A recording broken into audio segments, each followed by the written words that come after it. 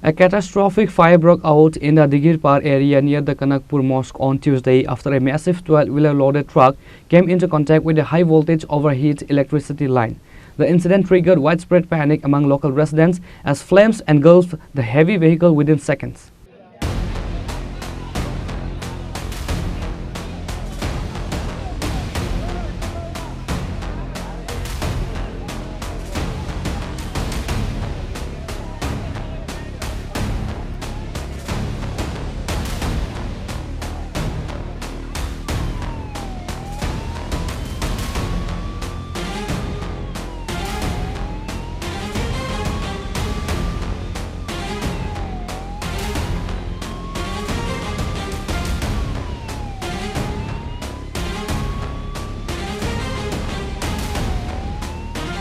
According to eyewitnesses, the 12-wheeler truck was traveling from Nurpur towards Kaleshwar via Kanakpur.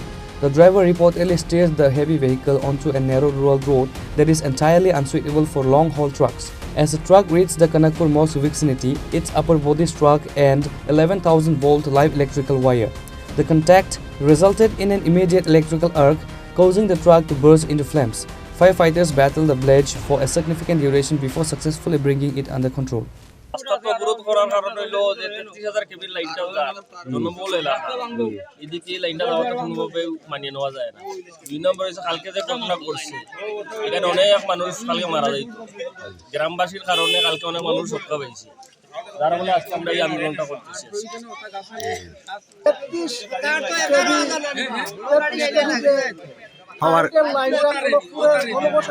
এলাকা দিয়ে টানা হচ্ছে, এটা অনর্থ সরিয়ে নেওয়ার জন্য রাস্তা অবরোধের মূল উদ্দেশ্য। দপ্তরের কাছে এর আগে আপনারা অভিযোগ জানিয়েছেন? এর আগে দপ্তরের কাছে আমরা অভিযোগ জানিয়েছিলাম, কিছু সংখ্যক সমাধান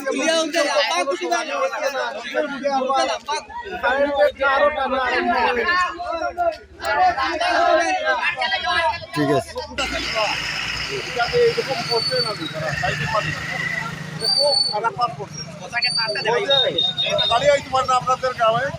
আমাদের গ্রামে একটা গাড়ি আইতে পারে না, একটা গাড়ি আইতে পারে না, যার কারণে এই ঘটনা ঘটে, দুর্ঘটনা ঘটে। তারটা নিচে লাগা, তারটা নিচে থাকার কারণে